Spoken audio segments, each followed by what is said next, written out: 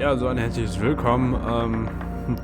Ich möchte gerne mal gesagt haben, ich habe vor dem Spiel ein etwas emotionaleres Spiel gespielt und bin jetzt nicht hier so,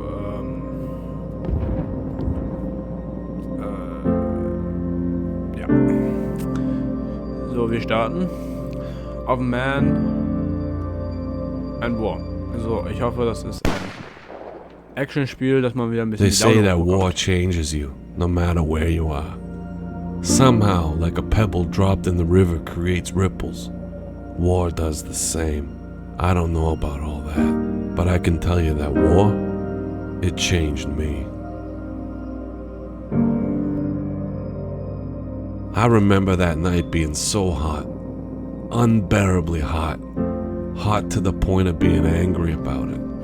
Captain wouldn't let us take any of our kit off either, so hauling all our gear in that heat only made things worse. We finally came to a crossroad and spotted a small farm in the distance. We knew none of our guys were out this way. That was significant because we all saw a faint light moving from window to window. Smitty and I were the lucky ones to scout ahead and find out what was going on.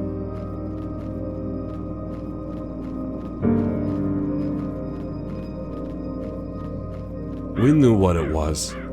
Jerry's had occupied that farm. I watched it happen, and I will never forget. Never. And just like that, he was gone. I had known him for almost a year, and it took less than a second to take all that away.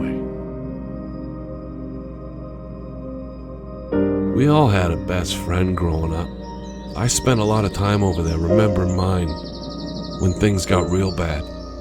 After Smitty, I just sat down and tried to go back to a better time.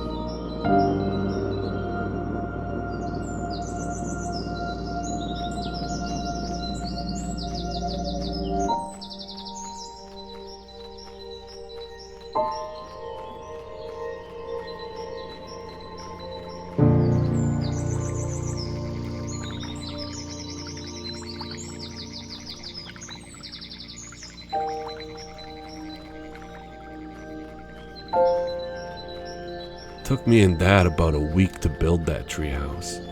I spent so much time in there with Winston, just reading comic books.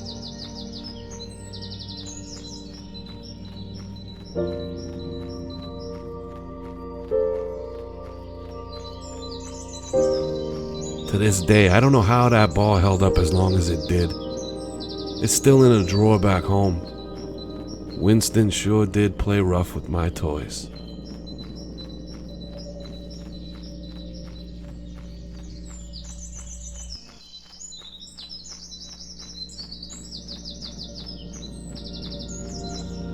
He really wasn't that good at hiding, but I would always play along, pretending to not know where he was.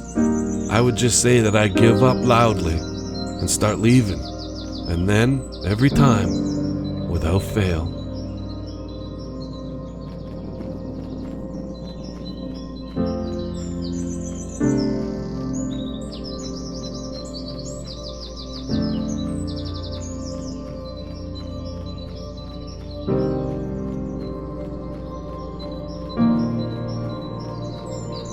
he would think he won, but looking back, maybe he was letting me win.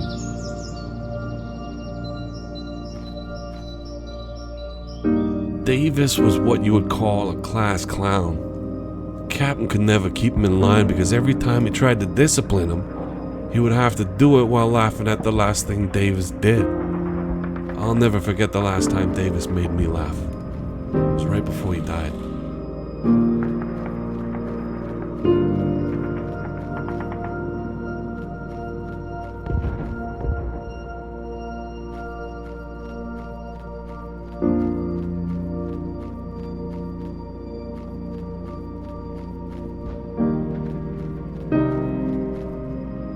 I always hated these things. They were noisy as all get out, and you knew if you heard one, there were a lot of Jerrys nearby. We knew they were on the other side. We heard them barking orders and the sound of their boots stomping all over the place. They were not trying to hide the fact that they were there. It means they were not worried about what was on our side of the rubble. It wasn't until later in life that this kind of thing bothered me. Back then, they were just a threat to be dealt with. Time is the great equalizer. Time gives you the opportunity to realize they were a lot more than that. They were people.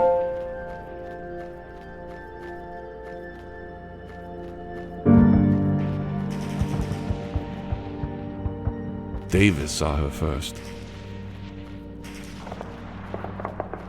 Sometimes Davis could lose track of a situation for the sake of his entertainment. He took a bow and said, "Hello, madame. We are your designated heroes, here to free you from your tormentors. All we ask is for a cigarette and a parade." Even in the intensity of the moment, I couldn't help but laugh. But it was short-lived. There was nothing beautiful or honorable in how he went. It wasn't like the movies. For a long time after that, any time I laughed, I remembered Davis bowing to that frightened woman and her face when he died. The one thing I can say the movies get right every time is that there's always a girl back home. And yeah, we keep a picture, and we look at it often. Mine wasn't just any girl. I guess most guys thought that way about their own girl. I don't know. I just know my Justine was more than I ever deserved.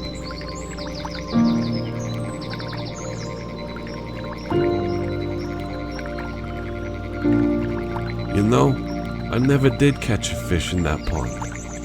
But I came back time and time again because, well, you'll see.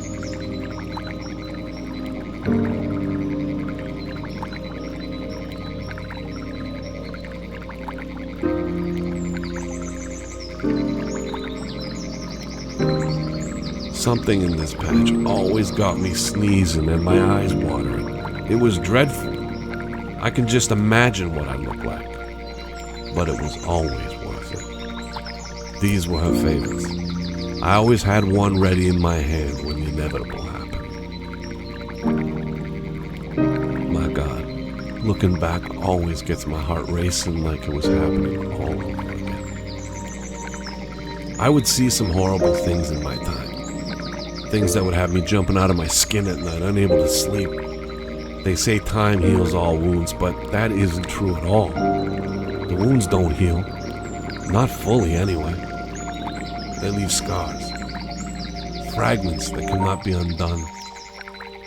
But for every horror I endured, Justine ensured there was a greater beauty to have made it all worthwhile.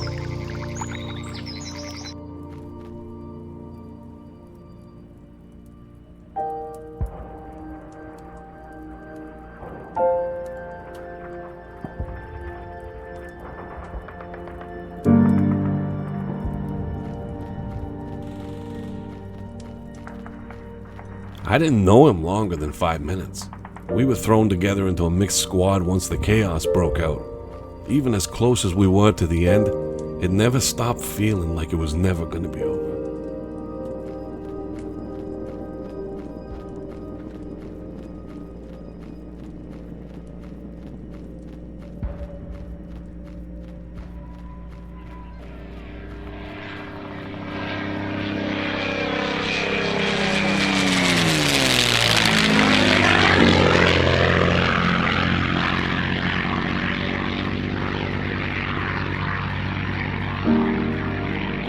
When you look at them rolling in, you would swear nothing could ever take one of these things out. What happened here left me wondering if any of them would even make it out.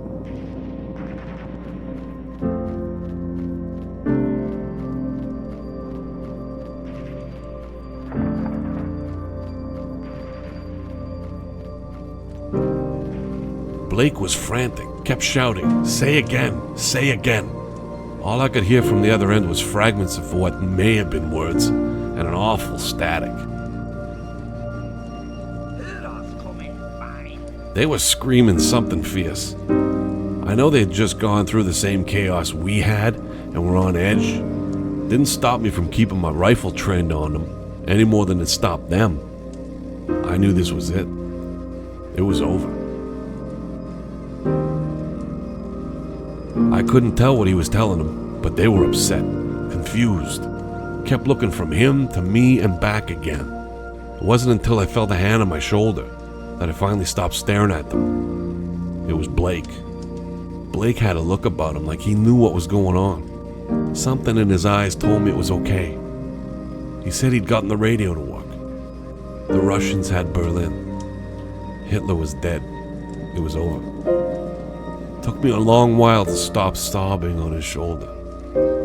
But to be fair, it took him just as long.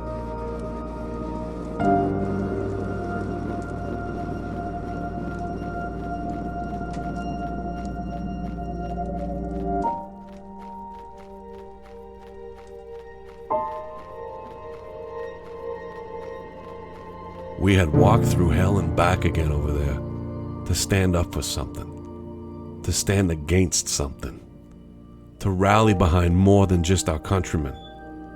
We rallied for the sake of the world and what it would mean to be a part of it. So many boys never grew into men, never started families, never witnessed the results of what we fought for.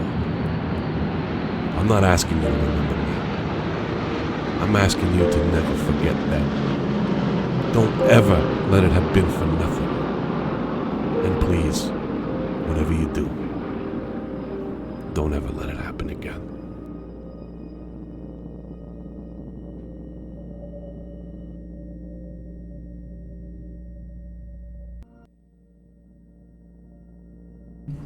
Ja, wie am Anfang gesagt, hatte ich eigentlich gehofft, dass es nicht solch ein Spiel wird, aber es war ein gutes Spiel, ja. Euer Ghostco, ja.